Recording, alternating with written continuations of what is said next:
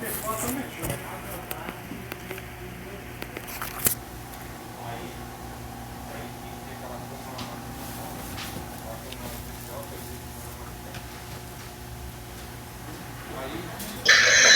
eu acho que o teu microfone tá no mudo, Nathan.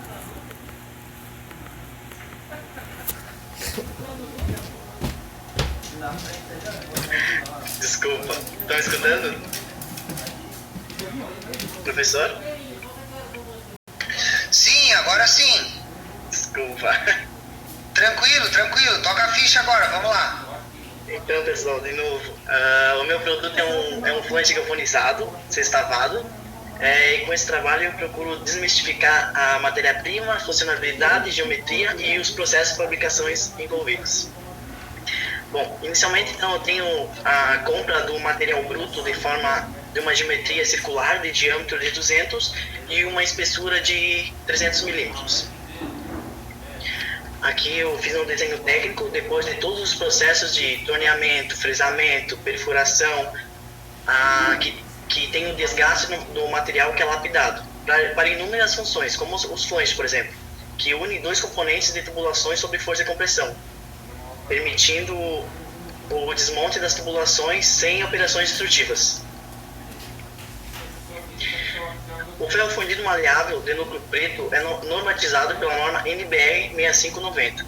Sua designação é composta de 3 letras e 5 dígitos, dos quais os 3 primeiros indicam a resistência à tração em megapascal e os últimos indicam a porcentagem de alongamento. Então temos diversos ferros normatizados nessa norma. E o ferro designado no meu flange é o FMP 55005. É um ferro fundido maleável de núcleo preto, de 550 megapascal de limite de resistência de tração e 5% de porcentagem mínima de alongamento. Então, para verificar a homogeneidade desse mesmo material, se ele tem uma fonte que é coerente com a bibliografia em relação à força de tração, à dureza, à elasticidade, eu indiquei dois ensaios mecânicos, que foi a de tração e a de dureza. Então, será retirado o inserto, então, de diâmetro conhecido para ser sujeito à força de tração. Esse tipo de ensaio é um ensaio estático destrutivo. As grandezas mensuradas, então, vai ser a dureza e a resistência à tração. Com esse ensaio, nós meçamos a parte da ruptura, né? Aí, através das fórmulas, nós iremos comparar com o limite de resistência de tração encontrado na bibliografia. Com isso, nós teremos a certeza que nosso material é de uma fonte confiável, tem a dureza e a resistência que precisamos para realizar os processos. O ensaio de dureza. O ensaio de dureza, eu usei o ensaio Brinell, que é um ensaio normatizado, onde sofre uma compressão de uma esfera de massa entendida, uma esfera de diâmetro de 10 milímetros, a um tempo de 15 a 30 segundos, no durômetro. A dureza desse ferro é de 90 a 415 HB.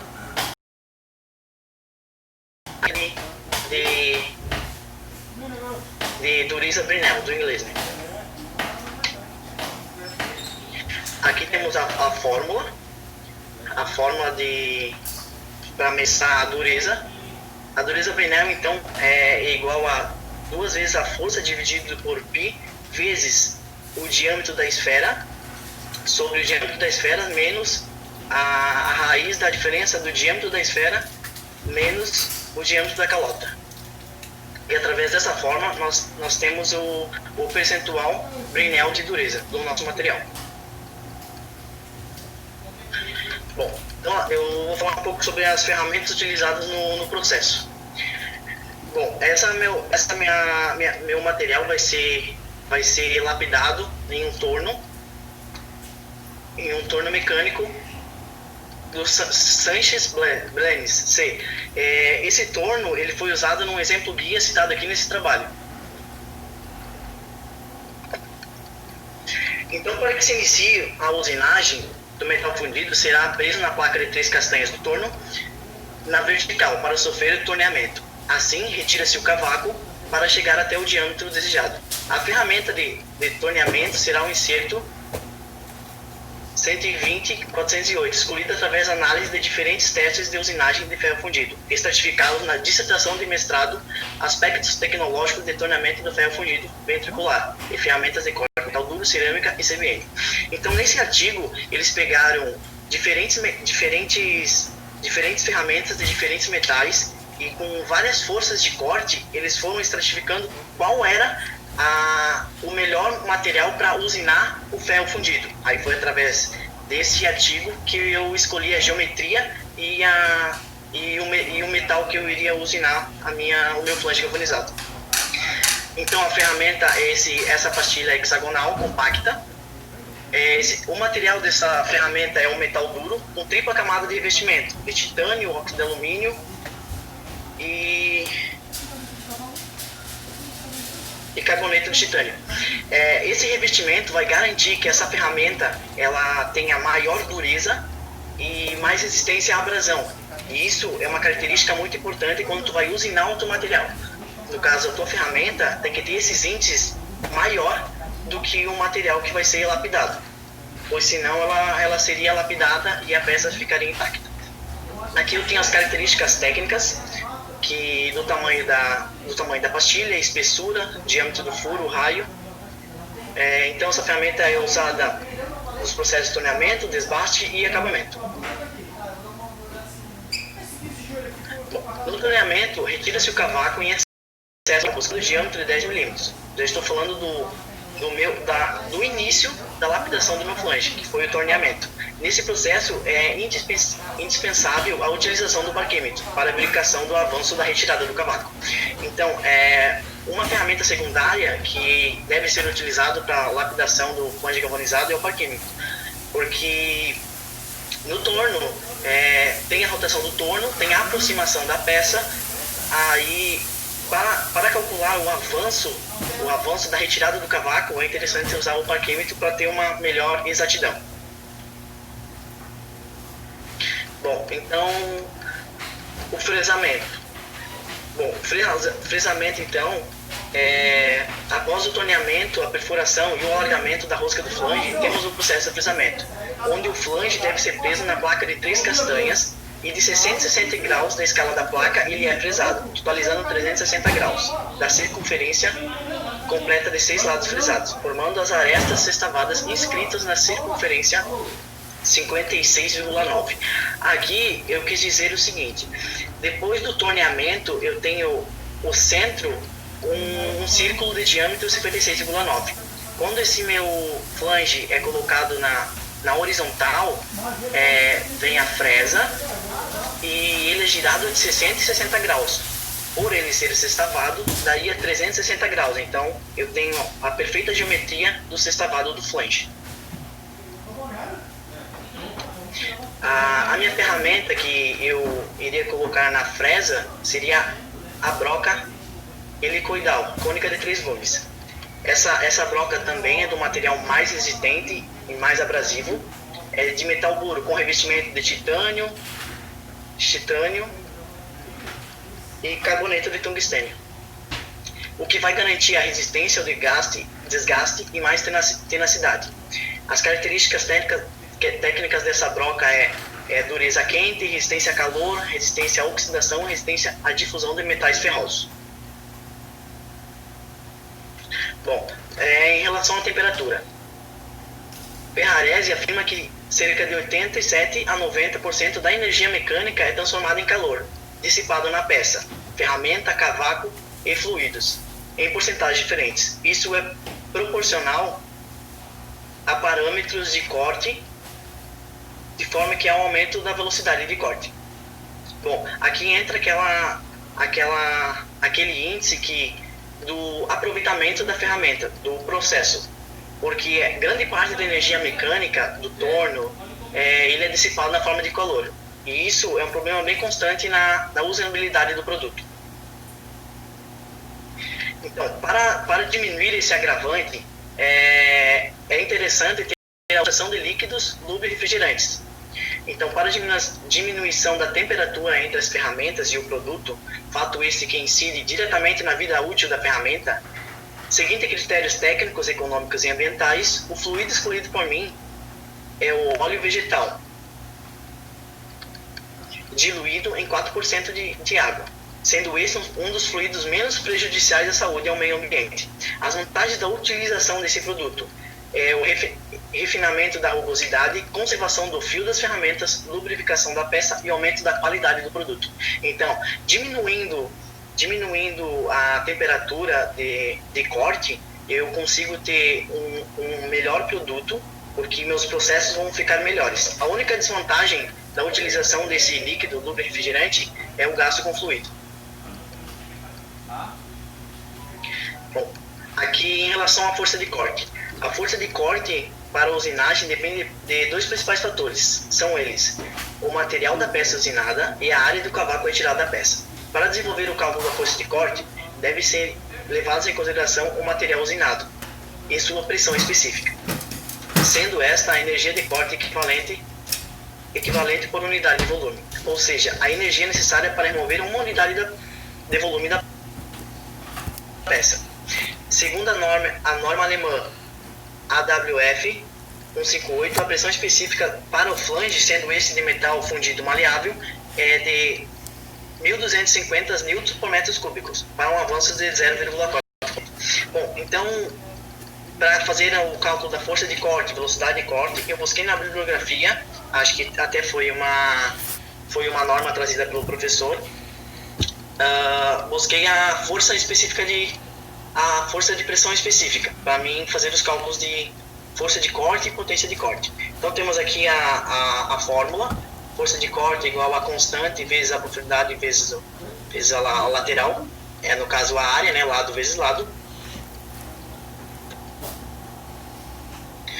Bom, para o processo de torneamento do flange, temos a força de corte, levando em consideração um avanço que é de 0,4 por rotação de profundidade de corte. Então, como meu flange é um objeto circular, eu não tive como fazer lado sobre lado. Então, fiz a partir do princípio que o meu flange era um cilindro.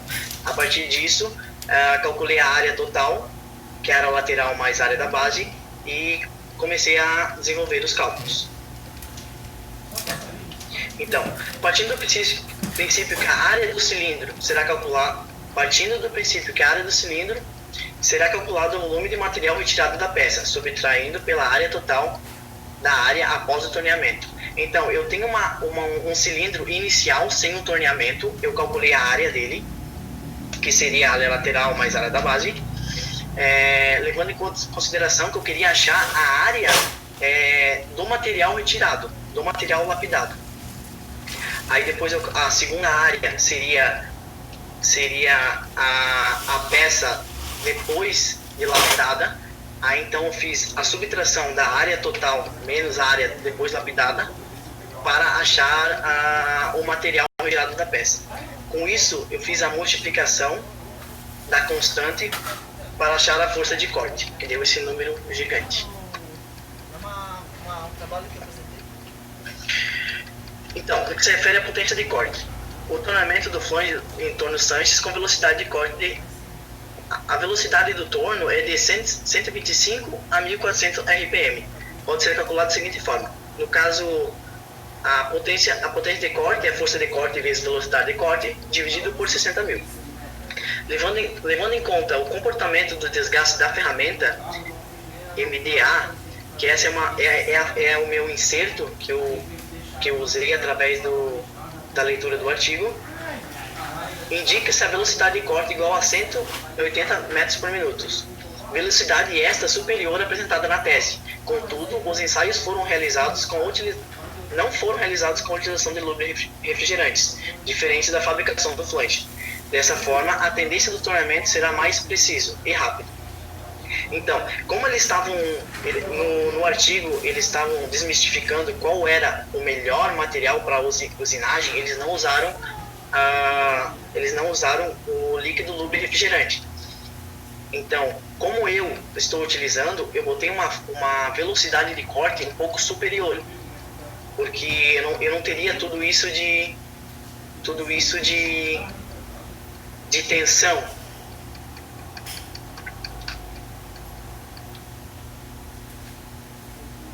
Aí eu fiz a multiplicação ali e deu esse número gigante em kilowatts.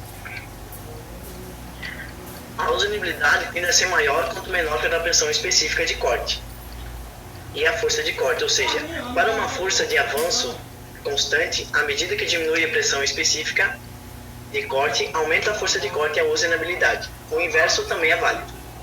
Dessa forma, como o ferro fundido maleável encontra-se com uma pressão específica entre 900 a 2.400 Nm3, sendo superior aos demais ferros fundidos em inox, realizando uma análise quantitativa, é possível afirmar que o ferro fundido maleável é de boa usabilidade.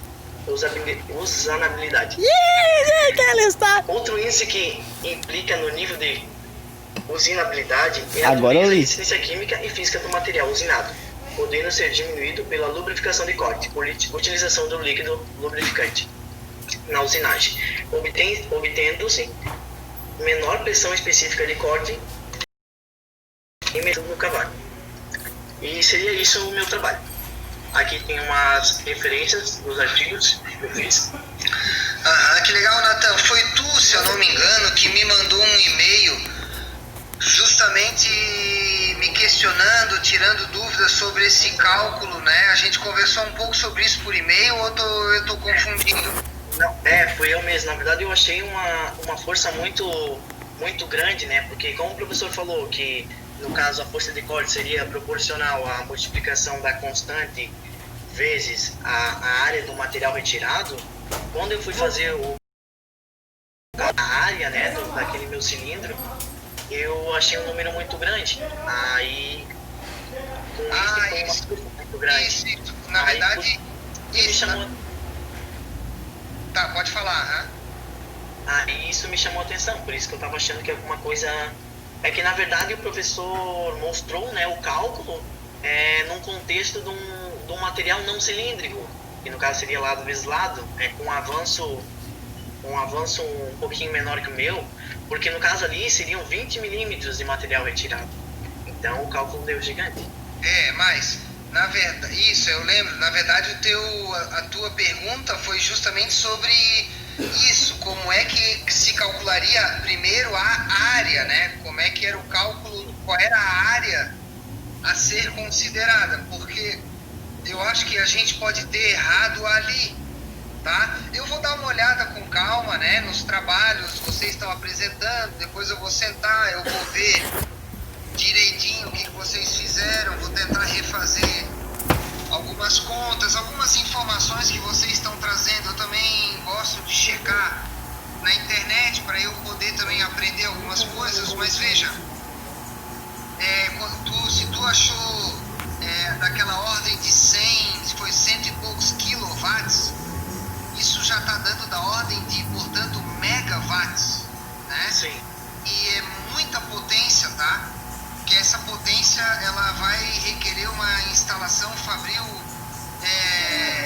muito grande, ligações inclusive trifásicas, e a gente não, eu, por exemplo, eu posso estar enganado, claro, a gente precisa pesquisar, mas eu nunca vi isso, tá? Para um processo de usinagem desse teu simples, com fresa, tá? Para esse tipo de material, eu nunca vi, eu não consigo imaginar um processo desse simples, envolvendo esse tipo de ferramenta, né?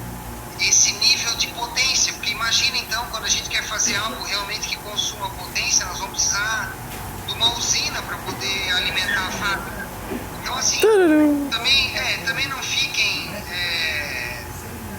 achando que é difícil,